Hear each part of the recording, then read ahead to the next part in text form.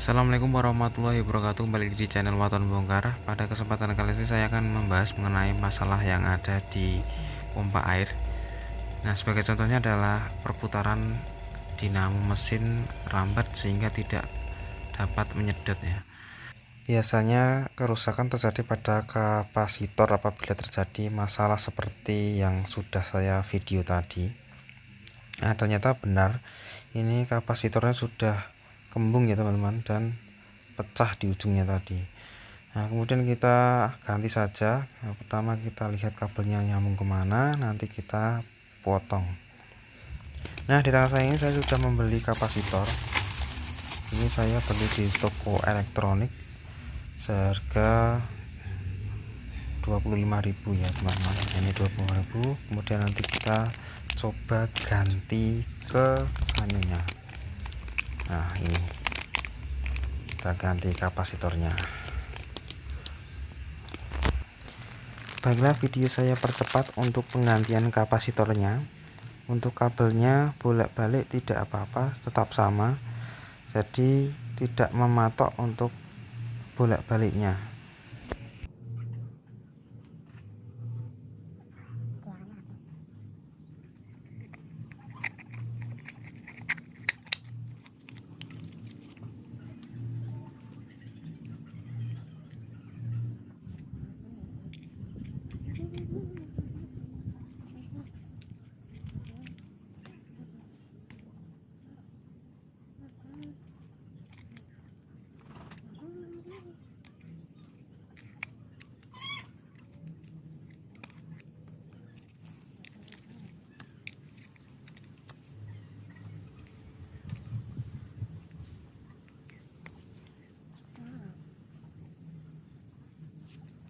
Untuk mempermudah dalam penyambungan, saya potong ke ujungnya dan saya korek agar memudahkan untuk mengelupas kabel.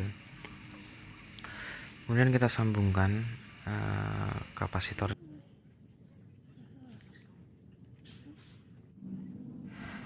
Kita tutup sambungan kabel dengan solasi seperti ini, dan kita korek api agar rapi dan rapat sambungan dari solasi tersebut. Baiklah, marilah kita coba. Ya, alhamdulillah sudah menyala dan kecepatan sanyo sudah kencang ya teman-teman.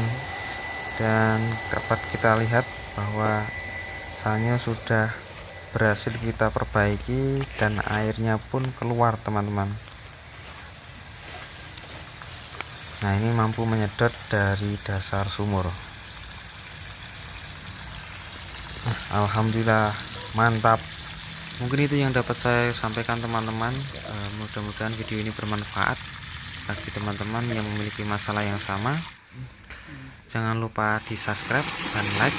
Kurang lebihnya mohon maaf. Wassalamualaikum warahmatullahi wabarakatuh.